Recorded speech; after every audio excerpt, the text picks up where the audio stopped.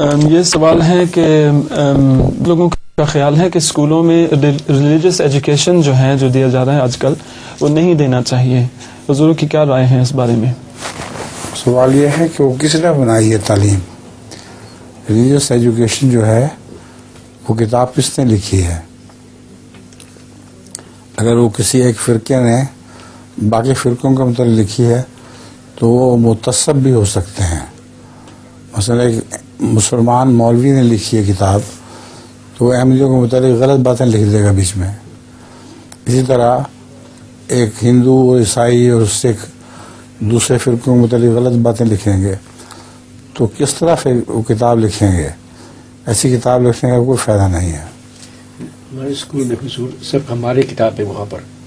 کیا جو ہمارے اسکول ہے وہ ٹفن گرلس اسکول کے سب کتاب جو ہے جو ہماری مسجد کے یہاں سے گئے ہیں.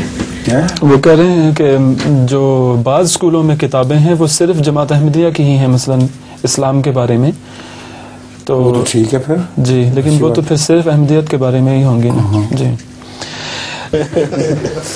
ایک ملا جو ہے اخروی زندگی میں پہنچ جاتے ہیں تو جس جگہ پر پہنچائے گئے وہاں ایک فرشتہ، ایک داروغہ نظر آ جاتا ہے تو وہ ان کا حساب کتاب کرنے کے بعد بتاتا ہے کہ آپ کی جو نیکیاں ہیں وہ ثواب ہیں وہ آپ کے گناہوں کے بالکل برابر نکلے ہیں.